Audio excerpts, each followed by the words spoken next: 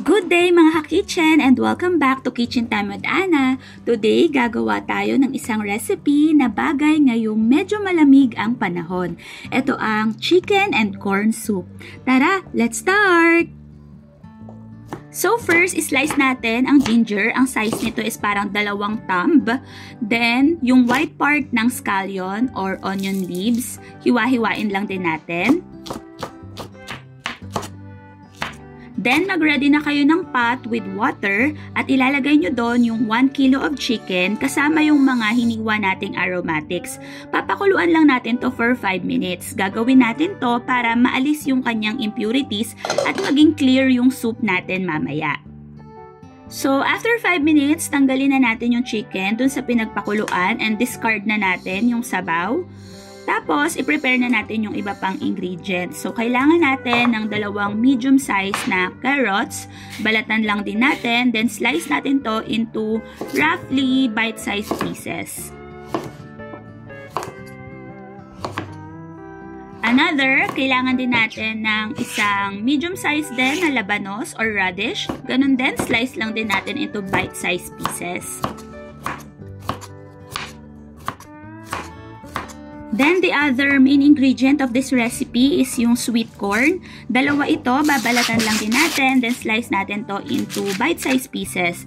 The corn will give a subtle sweetness and nutrient boost sa ating soup na kailangan natin ngayon, lalo na tag-ulan na.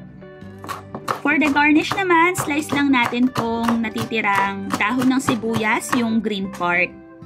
Now that all our ingredients are prepared, mag-ready na kayo ng pot with water. Mga 2 liters ito. Depende kung gaano karami yung sabaw na gusto ninyo. Tapos, ang maganda sa recipe na to, ilalagay nyo lang talaga lahat ng ingredients na prepare nyo. Halo-halo lang. Then, papakuluan natin ito. Timplahan lang din natin to ng paminta at asin. Depende sa liking ninyo kung gaano karami na lang yung ilalagay ninyo. Tapos, tatakpan na natin to and hintayin natin kumulo. Kapag kumukulo na siya, just like this, ihahalo na natin yung iba pang ingredient, which is yung red dates or yung jujube. Mga 8 piraso ito, and 2 kutsara ng goji berries or wolfberry. Napakaganda nitong mga berries na to and red dates na ito mga ka-kitchen. It will give additional nutrients and sweetness na rin dito sa ating soup.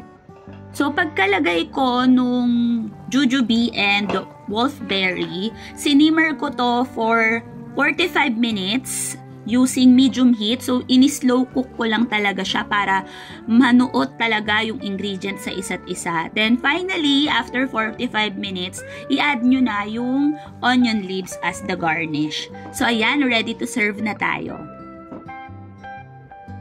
And just like that mga ka-kitchen, we now have this chicken soup that blends tender chicken, sweet corn, and juicy red dates in a rich and aromatic broth. Para kang niyayakap in every spoonful, lalo na ngayong tag-ulan. I hope matry nyo to mga ka-kitchen. Thank you for watching. See you next time!